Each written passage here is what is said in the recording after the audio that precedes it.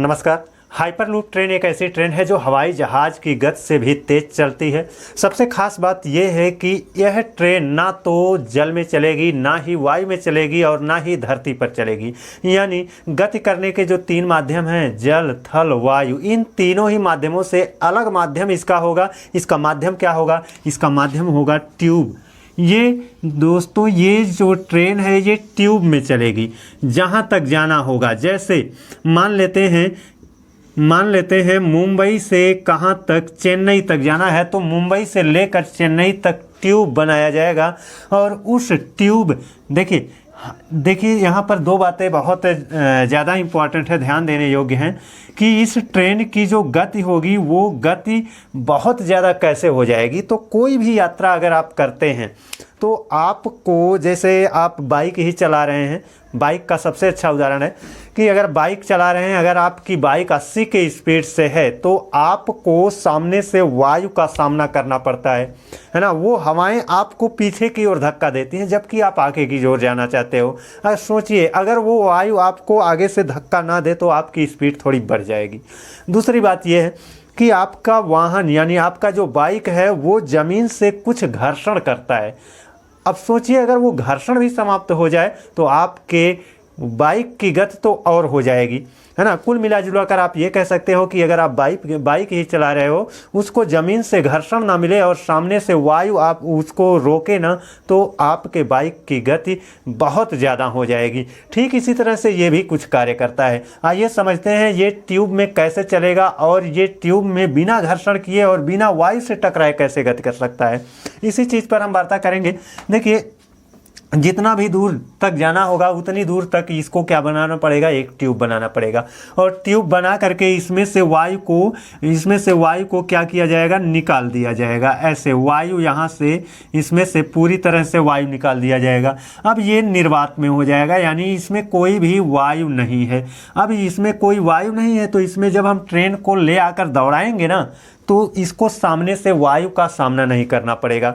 दूसरी बात यह है कि इसमें से, देखिए, एक चीज़ तो हो गया ना, इसमें से वायु को निकाल दिया जाएगा। दूसरी बात यह है कि यह घर्षण ना करे, इसलिए इसका जो निचला पोर्शन है जहाँ पर इसका ट्रैक होगा, वह ट्रैक तुम्हारा चुंबकीय शक्ति पर आधारित होगा।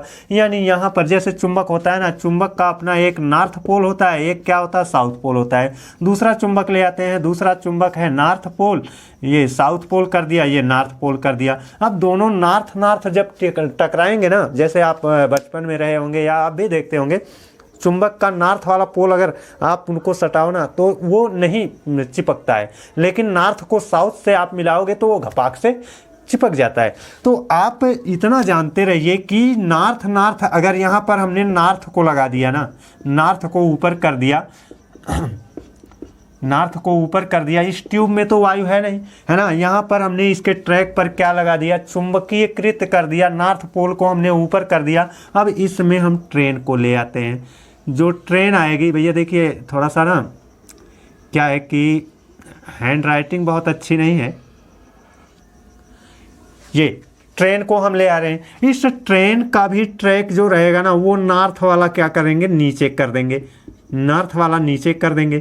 नॉर्थ वाला जब नीचे रहेगा तो भैया दोनों ही चुंबक के बीच में दो, जैसे नॉर्थ वाला पोल क्या करेगा? एक दूसरे को प्रतिकर्षित करेगा, यानी दूर भगाएगा। तो ये ट्रेन क्या होगी? इस पटरी पर नहीं बल्कि इसी में थोड़ा सा ऊपर ऊंचाई पर हो जाएगी। जब ये ऊंचाई पर हो जाएगी तो ज़मीन से क्या होगा? घर्षण नहीं होगा, है ना। अब इस ट्यूब में क्या है? वायु नहीं है, इसलिए सामने से कोई वायु नहीं टकराएगी, यानी इसको कोई रोकने वाला कारक नहीं है। नीचे इसको घर्षण नहीं मिलेगा क्योंकि ये तो अब तैरने लगी, इसी ट्यूब में क्या है? तैरने लगी। अब जब इस ट्रेन को चलाया जाएगा ना, तो यह ट्रेन सामने से वायु का सामना नहीं करेगी और नीचे से घर्षण नहीं पाएगी, तो इसकी गति क्या हो जाएगी? बहुत तीव्र हो जाएगी। यहाँ पर आप लोगों को दिख रहा होगा कि हाइपरलूप ट्रेन को मैंने दिखाया है, एक ट्यूब में ये गति कर रही है और इसकी गति बहुत ज़्यादा है। कितनी ज़्यादा है? हाइपरलूप ट्रेन की गति जो होती वो 1200 किलोमीटर प्रति घंटा होगी। 1200 किलोमीटर प्रति घंटा की इसकी क्या होगी? स्पीड होगी। जबकि अगर हम हवाई जहाज़ को देखें तो हवाई जहाज़ की जो गति होती है वो होती है औसत में हम बोलें तो 900 किलोमीटर प्रति घंटा।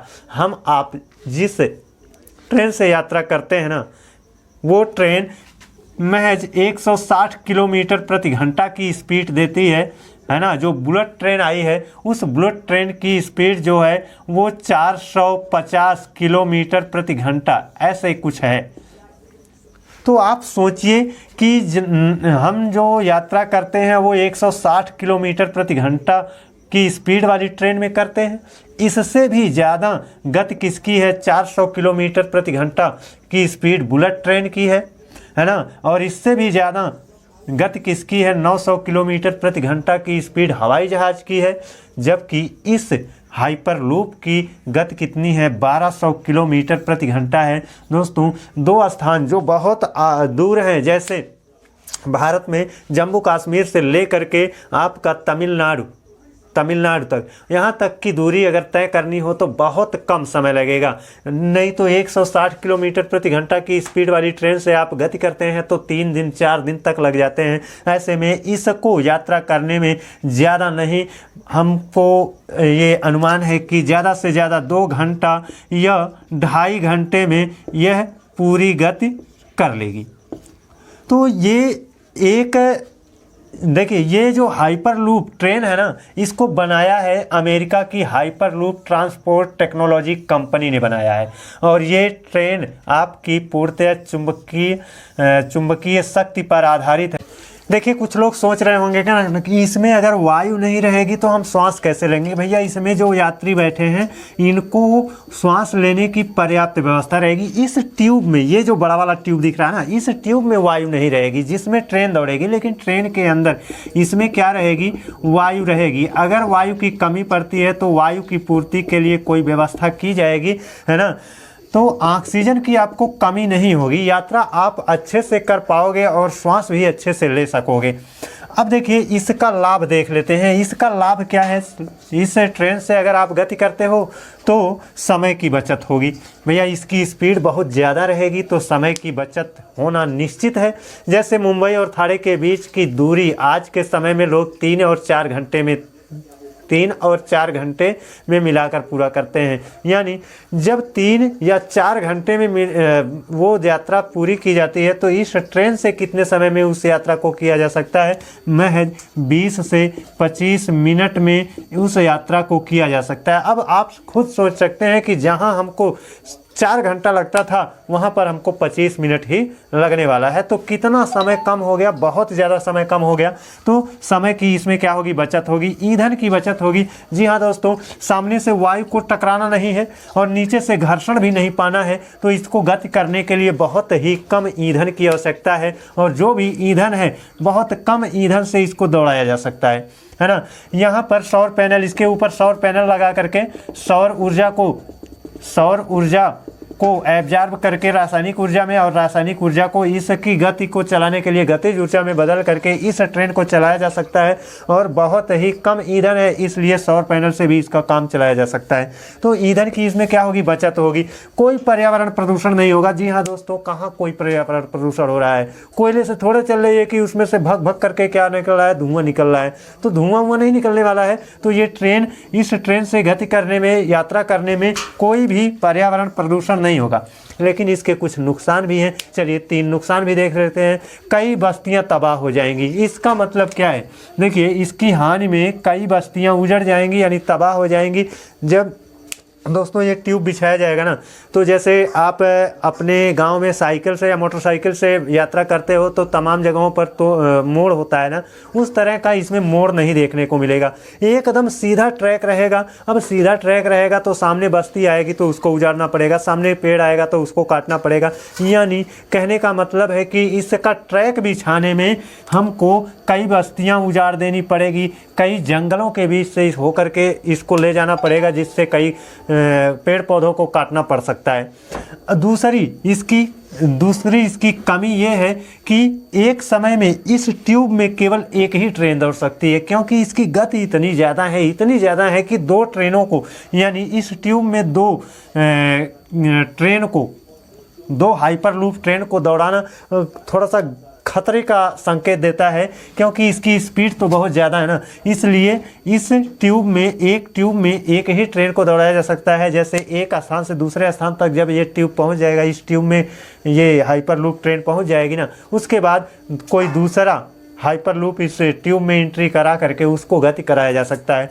तो एक समय में एक ही ट्रेन चलेगी, है ना। ये थोड़ा सा क्या लग रहा है, और लग रहा है कि एक समय में एक ही चलेगी, है ना। नहीं तो क्या होता है कि रेलवे पटरी पर देखते होंगे आगे आगे एक ट्रेन जा रही है, 200-300 किलोमीटर पीछे एक ट्रेन और है, वो भी चल रही है।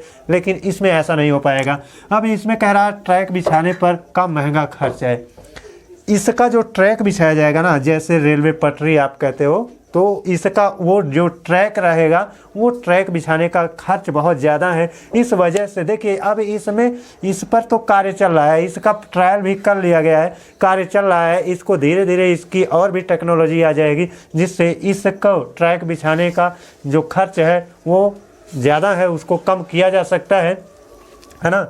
और ईंधन की जो बचत है उसको और ज़्यादा कम किया जा सकता है, इसकी स्पीड को और भी बढ़ाया जा सकता है। अभी तो महज ये एक ट्रेलर है, लेकिन यह प्रयोग जो आगे बढ़ रहा है ये बहुत ही ज़्यादा लाभदायक है, जो आपका हवाई जहाज़ से भी तेज़ गति करने के लिए आपको दिया जा रहा है। ये अमेरिका की कंपनी हाइपरलूप ट्रांसपोर्टेशन टेक्नोलॉजी ने इसको विकसित किया है, और इसको भारत में भी बिछाने का, यानी ये हाइपरलूप ट्रैक भारत में भी बिछाने का निर्णय लिया गया है।